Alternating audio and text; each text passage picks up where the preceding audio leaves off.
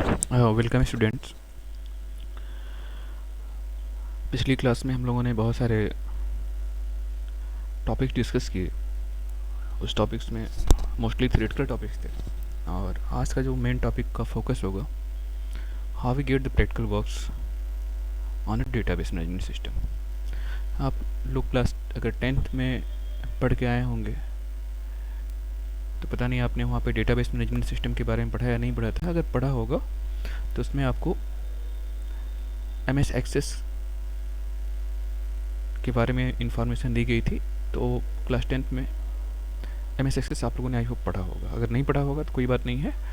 आज हम लोग जो प्रैक्टिकली इंटरेक्ट करेंगे वो माई एसक्यूएल डेटाबेस जो आप लोगों कोर्स कंटेंट में है उसके साथ कंटिन्यू करेंगे।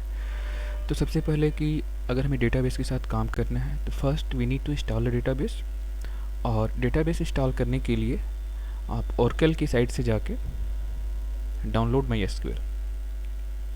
अगर आप लोगों को डाउनलोड करने में प्रॉब्लम हो रही है तो आप हमें लिंक व्हाट्सएप के माध्यम से रिक्वेस्ट करेंगे। तो आपका जिन स्टूडेंट के पास पीसी होगा, होम पीसी होगा, उनको हम ये जो सॉफ्टवेयर मेरे पास है ऑलरेडी है 5.5 वर्जन का, तो उसको हम सेंड कर देंगे। इसके बाद यहाँ पे जो बुक्स में स्टेप्स दी हुई हैं, आपको स्टेप्स को फॉलो करते जाइएगा और उसको इंस्टॉल कर लीजिएगा। इन केस अगर कोई प्रॉब्लम हो रही है, देखिए यहाँ पे स्टेप्स दी हुई हैं। ये डाउनलोड होने के बाद आपके पास देखिए इस टाइप का सॉफ्टवेयर MySQL 5.5 इसका exe फाइल का सेटअप यहाँ पे मिल जाएगा। और इसको जैसे रन करवाएंगे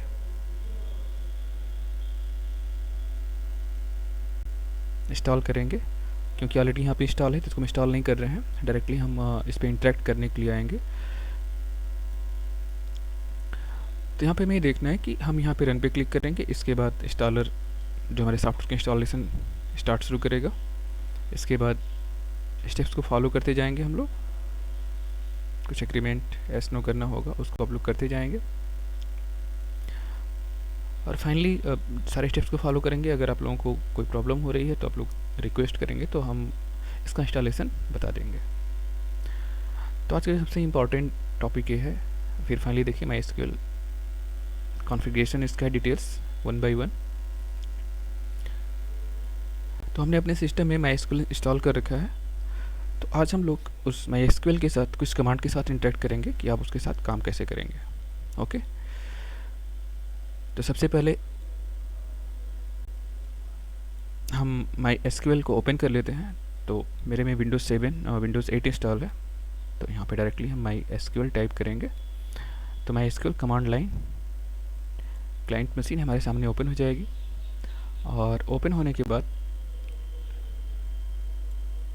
यहाँ पे आपसे पासवर्ड के लिए रिक्वेस्ट किएगा। आपने वहाँ पे पासवर्ड रिसेट अगर किया होगा तो पासवर्ड के लिए रिक्वेस्ट करेगा। तो पासवर्ड आप यहाँ पे मान लीजिए कि हमने जो पासवर्ड डाल रखा होगा उस पासवर्ड यहाँ प्रोवाइड करेंगे। सपोज कि अगर हमने पासवर्ड ऐसे डाल रखा है तो यहाँ पे हम SA प्रोवाइड करेंगे और इंटर की को प्रेस करेंगे। तो जैसे आपने इंटर की को प्रेस किया तो आपके सामने इस टाइप का विंडो ओपन हो गया। देखिए हम लोगों को यहाँ पे जो क्लास 12th है और क्लास 10th में बेसिक डिफरेंस ये है कि जो क्लास 10th में हम लोग इंटरेक्ट करते थे database management system MS access के साथ, तो एक्चुअली वो ग्राफिकल यूज़र इंटरफेस था।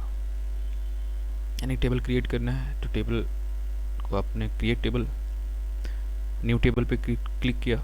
इसके बाद कौन कौन सी फील्ड हैं, उस फील्ड का डेटा टाइप क्या होता था आपने वहाँ पे डिफ़ाइन किया। इसके बाद टेबल का नाम प्रोवाइड किया, टेबल आपका क्रिएट हो गया। लेकिन यहाँ पे इस क्लास में एडवांस डेटाबेस मैनेजमेंट सिस्टम के कंसेप्ट को हम लोग रीड कर रहे हैं। तो यहाँ पे हम लोग कमांड बेस इंटरफेस के साथ काम करेंगे, यानी कि जो वर्क हमें करना होगा उसके लिए डायरेक्टली हमें कमांड राइट डाउन करना होगा। और ये कमांड लाइन इंटरफेस एक्चुअली उस GUI ग्राफिकल यूजर इंटरफेस से काफ़ी अच्छा होता है। अच्छा इसलिए होता है कि एट ए टाइम आप सारी चीज़ों को डिफाइन कर सकते हैं। तो आज हम लोग जो कंटिन्यू करने जा रहे हैं, जैसे आप लोग बताया गया था कि जो SQL स्टेटमेंट्स होती हैं और कितने टाइप की होती हैं, मोस्टली 2 टाइप की होती हैं, DDL एंड DML। तो DDL और DML स्टेटमेंट्स हैं। यहाँ पे कुछ इंपॉर्टेंट कमांड्स हैं DDL स्टेटमेंट्स की, जिसको आज हम लोग डिस्कस करेंगे। तो इसमें पहला कमांड है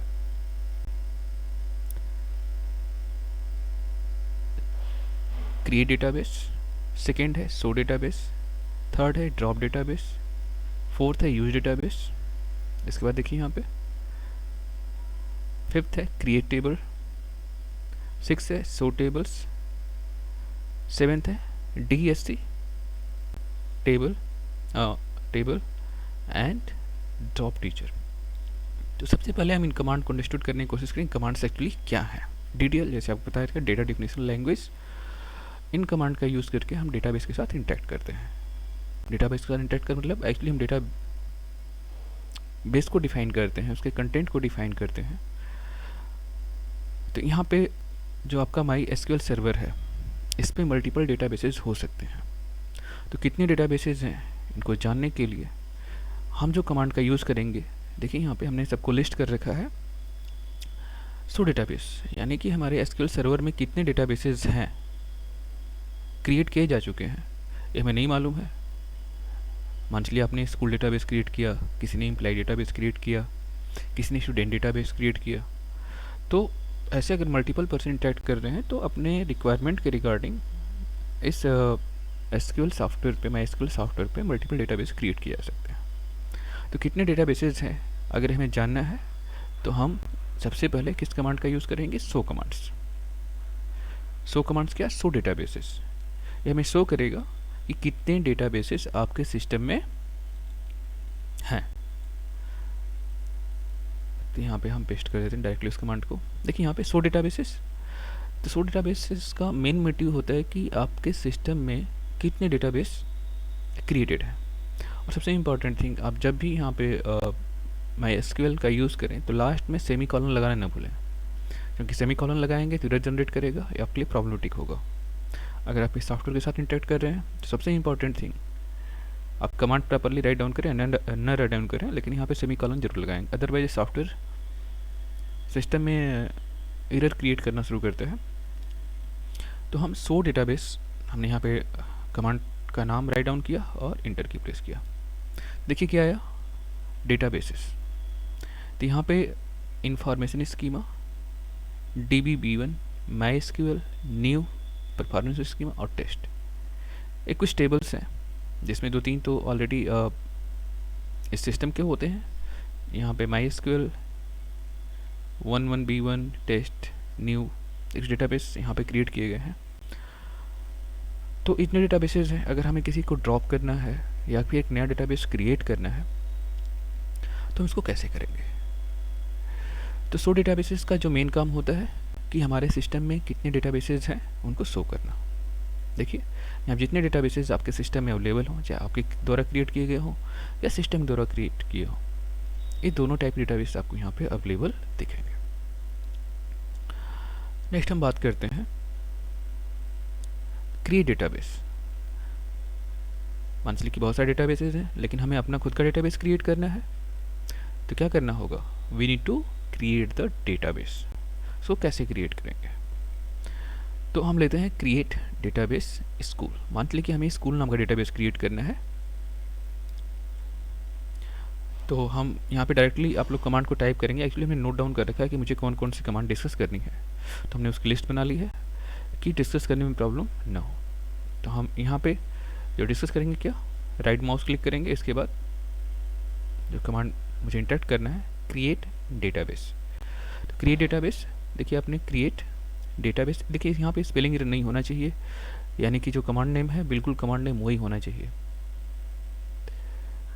ओके, क्रिएट डेटाबेस और स्कूल, ये स्कूल वेरी कर सकता है, मतलब ये डेटाबेस का नेम है। देखिए create database and in database name, this is database name.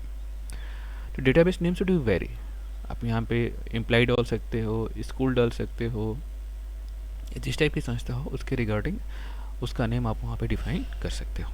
तो जैसे हम इंटर करेंगे, इसके बाद हम क्या प्रेस करेंगे, इंटर की प्रेस करेंगे। Query 1 okay, 1 reflected. इसमें दिखा रहा है कि कितना टाइम लगा और इसका क्या हुआ। तो यहाँ पे क्यूरी सक्सेसफुली एग्जीक्यूट करेगी तो आपको ये मैसेज आएगा, अब हम चेक करना चाहते हैं कि हमने जो एक्चुअली डेटाबेस क्रिएट किया वो क्रिएट हुआ कि नहीं क्रिएट हुआ। आपके पास पहले की इन्फॉर्मेशन है, आपने 100 डेटाबेस करके आपने देखा कि आपके सिस्टम में कितने डेटाबेसेस हैं, वो यहाँ पे दिख रहे हैं। फिर से हम 100 डेटाबेस कमांड को एक्सिक्यूट करवाते हैं। देखिए इसमें कंपेयर करिए, information schema, DB1, MySQL, new, performance schema, test.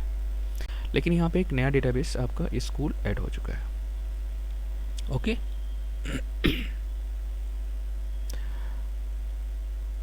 Next command है ड्रॉप डेटाबेस। सपोज करिए कि आपने डेटाबेस क्रिएट कर दिया,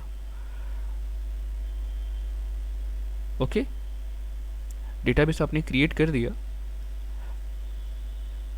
और इसकी ज़रूरत नहीं है।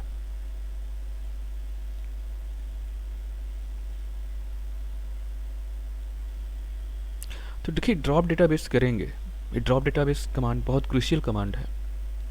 इसका यूज़ हमें बहुत सोच समझ के करना चाहिए, क्योंकि आप सपोज़ करिए कि आपने डेटाबेस की क्रिएट किया, उसमें बहुत सारे टेबल्स क्रिएट किए, उसमें बहुत सारे रिकॉर्ड्स को फीड किया आपने, और फाइनली आपने एक कमांड दिया ड्रॉप डेटाबेस। तो आपने एक लंबे समय के साथ जो डेटा को कलेक्ट किया था, उसमें डेटा को फीड किया था, वो सारी चीज़ें एक सिंपल कमांड से एलिमिनेट हो जाएंगी। तो ड्रॉप डेटाबेस कमांड बहुत इंपॉर्टेंट कमांड है, बहुत ही क्रूशियल कमांड है, और इसको बहुत सोच समझ के इस्तेमाल करना चाहिए, क्योंकि एक बार आप इसको अगर यूज़ करते हैं तो इसके बहुत सारे ड्रॉबैक्स आपको देखने को मिल सकते हैं। तो यहाँ पे डेटाबेस के अंदर ही बहुत सारे टेबल्स होते हैं। हम डेटाबेस क्रिएट करेंगे, इसके बाद ही उसके अंदर बहुत सारे टेबल्स को क्रिएट करेंगे, उस टेबल्स से हम डिफरेंट काइंड ऑफ क्यूरीज करेंगे। तो एक्चुअली आप DDL SQL स्टेटमेंट के साथ इंटरेक्ट कर रहे हैं, तो आप ये मान चलिए कि आप बहुत इंपॉर्टेंट वर्क कर रहे हैं। तो जो DDL अगर आपने ड्रॉप डेटाबेस स्कूल जैसे इंटर किया तो होगा क्या कि जो आपने डेटाबेस क्रिएट किया था वो डेटाबेस क्या हो जाएगा, एलिमिनेट हो जाएगा। देखिए हम यहाँ पे क्लिक करते हैं, क्यूरी ओके, 1 रो इफेक्टेड, टाइम कितना लगा वो यहाँ पे दिखा रहा है। अब 100 डेटाबेस करते हैं तो आप फिर यहाँ पे देखेंगे कि आपका डेटाबेस क्या हो गया, ये ड्रॉप हो गया। ओके मान लीजिए फिर से मुझे क्रिएट करना हो तो क्रिएट डेटाबेस स्कूल, सो डेटाबेस, फिर से हमने इस क्रिएट कमांड को यहाँ पे रन करवाया, तो आप देख रहे हैं क्या हो गया है, क्रिएट डेटाबेस स्कूल, आपका डेटाबेस फिर से क्रिएट हो गया। ड्रॉप करना है तो ड्रॉप हो जाएगा। तो इस तरीके से हम डेटाबेस को क्रिएट और ड्रॉप कर सकते हैं। तो आपने देखा कि हम कैसे डेटाबेस को 3 कमांड के बारे में हम लोगों ने रन किया, creating the database, showing the database and dropping the database. इसमें जो ड्रॉप डेटाबेस है बहुत ही क्रूशियल कमांड है, इसको बहुत सोच समझ के आप लोगों को इस्तेमाल करना है, यानी कि यूज़ करना है। तो अगर आप पूरी तरीके से श्योर हैं कि मुझे अब इस डेटाबेस की कोई ज़रूरत नहीं है, तब उस केस में आप उसको ड्रॉप करेंगे। लेकिन अगर आपने गलती से इसको रन करवा दिया, तो जब भी आप थोड़ा सा DDL स्टेटमेंट यूज़ करने जाएं तो अपने दिमाग को अलर्ट पे रखिए। नेक्स्ट हम बात करेंगे यूज़ डेटाबेस। अब देखिए यहाँ पे बहुत सारे डेटाबेस हैं। अब MySQL सर्वर किसके साथ इंटरेक्ट करेगा ये तो मालूम नहीं है। मंथली बहुत सारे डेटाबेस हैं, जैसे इसमें टेस्ट है, स्कूल है, न्यू है, MySQL है, 11DB1 है, 11B1 है। अगर हमें जिसको भी यूज़ करना हो, जिसके साथ इंटरेक्ट करना हो, तो सबसे पहले उस डेटाबेस के साथ इंटरेक्ट करने के लिए हमें यूज़ कमांड का यूज़ करना पड़ेगा। तो मान लीजिए कि हम स्कूल डेटाबेस को यूज़ करना चाहते हैं, तो यहाँ पे क्या लिखेंगे, यूज़ स्कूल। ओके कॉपी करते हैं, यूज़ स्कूल, यानी जिसको यूज़ करना है, use and database name. Suppose you want to use the test, in that case you use test, use test. If you want to use the school database, in that case you use the command use school.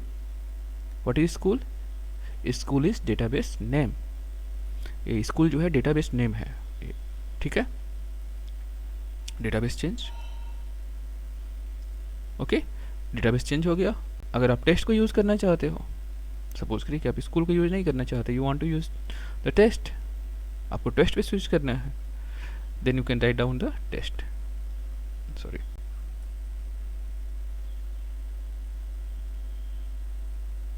Okay, use test. जैसे यहाँ पे test database भी है, जैसे हम देखिए करेंगे तो क्या हो जाएंगे, डेटाबेस चेंज। अभी हम दोनों के बारे में देखेंगे कि आप कैसे पता कर सकते हैं कि उस दोनों में डिफरेंस क्या है। अब यहाँ पे देखिए, अब हम लोग टेस्ट डेटाबेस को चेक करते हैं कि इसमें हमने कोई टेबल क्रिएट किया है कि नहीं किया है। अब डीसी डेटाबेस में क्या होते हैं, डेटाबेस में बहुत सारे टेबल्स क्रिएट करते हैं, हम उस टेबल्स के अंदर डेटा को फीड करते हैं। तो I want to check next command is what, table को बाद में क्रिएट करेंगे, पहले हम टेबल को देख लेते हैं कि वहाँ पे कोई टेबल है या नहीं है। तो पहला है सो टेबल्स,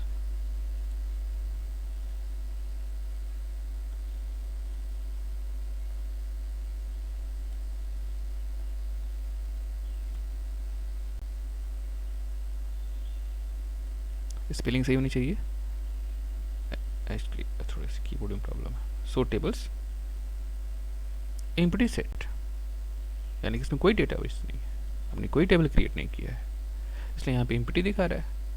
ओके, ऐसे ही हम अपने डेटाबेस को चेक करते हैं, यूज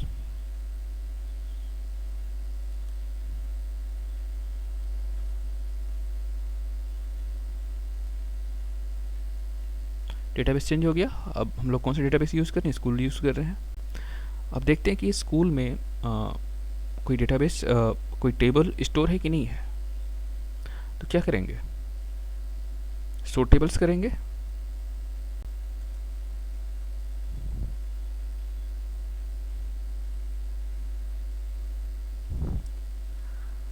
एम्प्टी सेट, यानी यहाँ पे कोई डेटाबेस नहीं है। तो हमें डेटाबेस क्या करना होगा, अब क्रिएट करना होगा। तो हम एक सिंपल सा डेटाबेस क्रिएट करते हैं स्कूल में, टीचर टेबल, यानी कि टीचर नाम का टेबल क्रिएट करते हैं। यहाँ पे राइट डाउन किया हुआ है, तो इस कमांड को एसएच हम लोग यहाँ से उठाते हैं,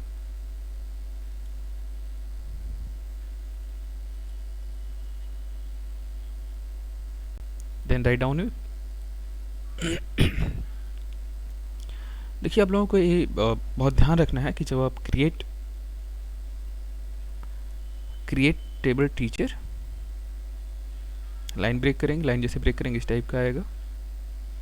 देन आफ्टर जो पैरेंथेसिस है यहाँ पे देखिए, क्रिएट टेबल टीचर्स लाइन को ब्रेक किया हुआ है, इसके बाद स्मॉल ब्रैकेट का यहाँ पे यूज़ कर रहे हैं। इसके बाद टीचर आईडी इंटीजर, सेमीकोलन लगाएंगे, फिर इंटर की प्रेस करेंगे। First name varchar 20, last name varchar 20, gender कार1, सैलरी, डेट ऑफ बर्थ, ये सारी चीज़ यहाँ पे मेंशन की हुई।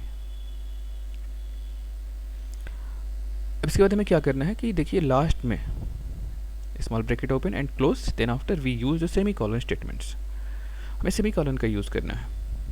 तो सेमीकोलन का हम यूज़ करेंगे, और सेमीकोलन का यूज़ करने के बाद ही हम इंटर की को प्रेस करेंगे, क्योंकि ये बाद में एरर रिलेटेड प्रॉब्लम को जनरेट करता है। तो उसे बचने के लिए हम लास्ट में ब्रैकेट क्लोज करने के बाद हम सेमीकोलन का यूज़ करें। और यहाँ पे क्रिएट जो टेबल है टीचर्स, इसमें teacher ID integer, first name varchar, not null, जो कांस्टेंट वगैरह है हम आगे इसको बाद में डिटेल में डिस्कस करेंगे, आप लोगों को बताया जा चुका ऑलरेडी इसका क्या मतलब होता है। नॉट नल मीन्स होता है कि इसमें कुछ ना कुछ वैल्यू ज़रूर होनी चाहिए। Okay, last name, gender, salary, date of birth, department number, ये सारी चीज़ें हैं। इसके बाद हम यहाँ पे इंटर की प्रेस करते हैं। Error, you have an error in your SQL syntax, check the manual that corresponded SQL server version for the right syntax. देखिए यहाँ पे कुछ सिंटैक्स एरर जनरेट हो गया, और यहाँ पे कहाँ पे जनरेट हुआ है, ये यहाँ पे जनरेट हुआ है, किस किस लाइन पे जनरेट हुआ है आपको यहाँ पे देगा।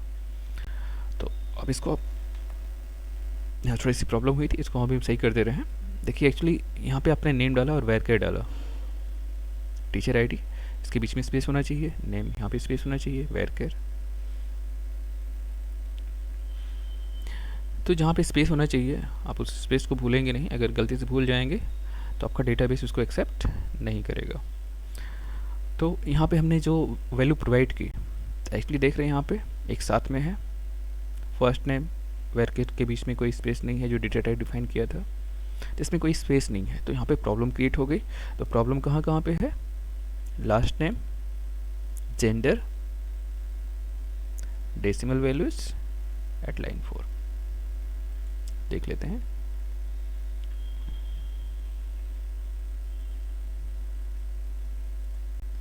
ओके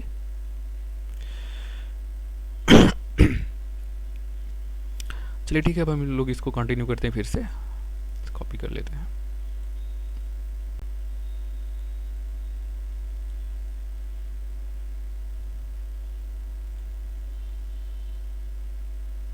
ओके अब हमने इस कमांड को रन किया, create table teacher, teacher ID integer, first name varchar 20 not null, last name varchar 20, gender char 1 decimal, date of birth, date, department number, integers. ये तो जो वैल्यूज़ हैं, इस टाइप की वैल्यू आपका इस फील्ड में, देखिए कौन कौन से फील्ड है, teacher ID, first name, last name, gender, salary, date of birth, department number. इस फील्ड में यानी जो हमारा टेबल होगा इतनी सारी फील्ड उसमें होंगी।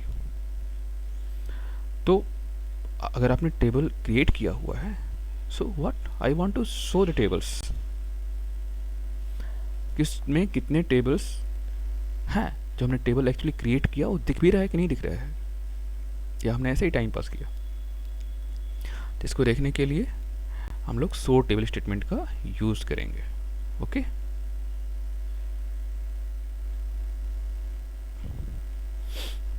चलिए ठीक है, यहाँ पे आते हैं हम लोग।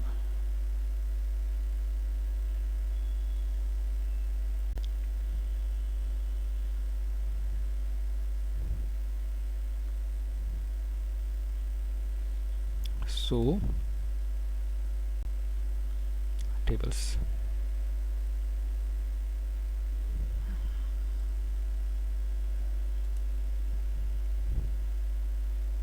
ओके आप इंटर की प्रेस करते हैं, देख रहे हैं यहाँ पे table in school, teacher table,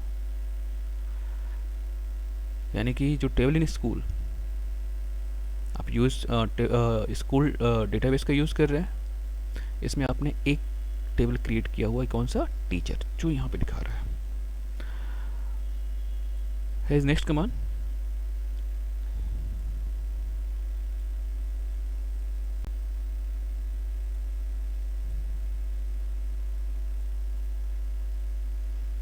ये सारी कमांड्स यहाँ पे दी हुई हैं, एक एक करके हम लोगों ने डिस्कस किया।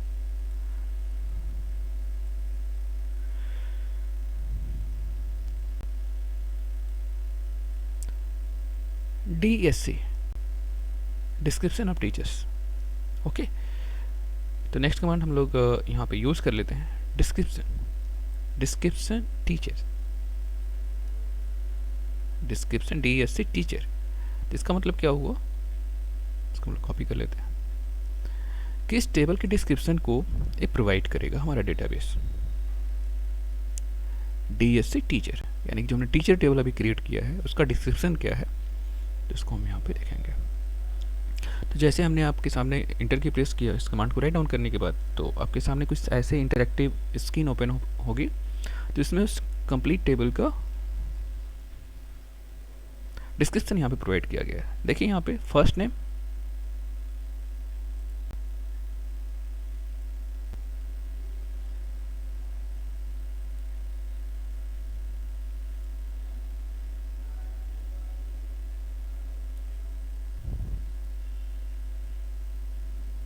देखिए यहाँ पे टीचर आईडी, टाइप इंटीजर, यहाँ पे इंट 11, फर्स्ट नेम varchar 20 जो आपने डिफाइन किया है, और साथ में डिफाइन किया है नॉट नल, टाइप क्या है, नल नो, यानी कि इसमें नल अलाउ नहीं है। नल का मतलब ये फील्ड को आप ब्लैंक नहीं छोड़ सकते, आपको हर हाल में इसमें कोई ना कोई डेटाबेस कोई ना कोई डेटा वैल्यू पास आउट करनी ही होगी।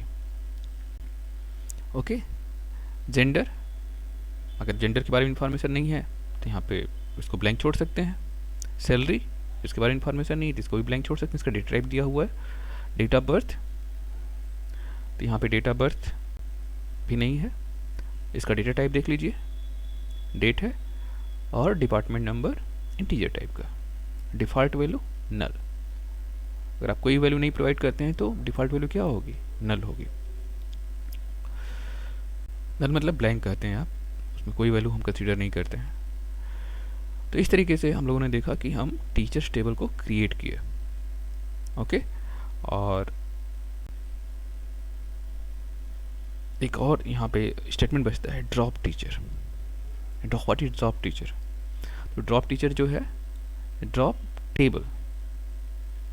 अगर हमें जिस टेबल को ड्रॉप करना है उस टेबल का नाम लिखेंगे ड्रॉप स्टेटमेंट के साथ। हमने ड्रॉप डेटाबेस किया था तो डेटाबेस ड्रॉप हो गया। अब यहाँ पे ड्रॉप टीचर करेंगे तो हमारा क्या होगा, this particular table should be dropped. Okay, तो हम यहाँ पे टीचर को ड्रॉप कर लेते हैं। ड्रॉप टीचर जैसे आप इसको करेंगे, what will be happen, you will in your skill syntax check the manual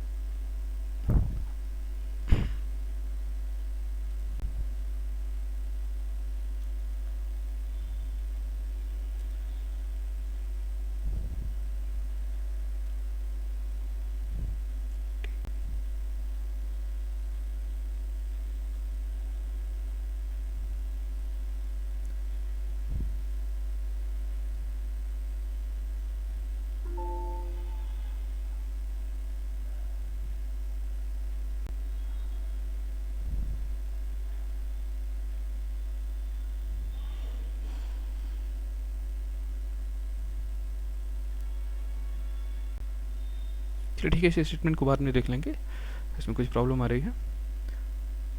तो ड्रॉप टेबल आई होप लिखना पड़ेगा।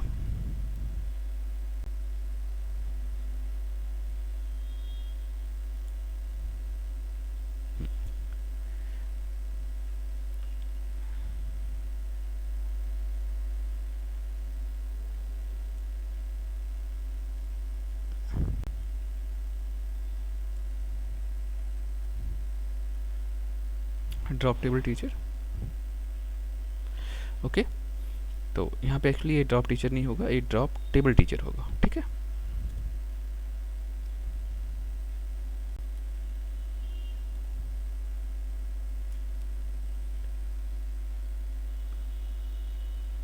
तो ड्रॉप टेबल टीचर। अगर इस स्टेटमेंट का यूज़ कर रहे हैं तो हमारा जो हमने अभी टेबल क्रिएट किया था क्या हो गया, ड्रॉप हो गया। तो आज हमने 8 इम्पॉर्टेंट एसक्यूएल स्टेटमेंट के बारे में रीड किया, जिसके बारे में जाना समझा, और हम उम्मीद करते हैं कि अभी आप लोगों को जो थ्योरेटिकल कंसेप्ट दिए गए थे उसके साथ साथ अगर आपके पास सिस्टम हो तो प्रैक्टिकली भी आप लोग इसको करके देखेंगे। एक्चुअली ऐसा होता है, ऐसा नहीं कि थ्योरेटिकल सेक्शन आपको बता दिया गया और प्रैक्टिकली में एक्चुअली ऐसा कुछ एग्जिस्ट नहीं करता है, ये सारी चीज़ें होती हैं। तो यहाँ पे पॉसिबल था तो हमने आप लोगों को लाइव सेशन के थ्रू ये सारी चीज़ें बताई। अगर आप लोगों को कोई प्रॉब्लम हो रही है सॉफ्टवेयर इंस्टॉलेशन में, जिनके पास सिस्टम है इंस्टॉल नहीं कर पा रहे हैं, तो हमें हमारे व्हाट्सएप नंबर पे रिक्वेस्ट सेंड कर सकते हैं। यहाँ पे हम अपना कॉन्टैक्ट नंबर प्रोवाइड कर दे रहे हैं, जिनको चाहिए अगर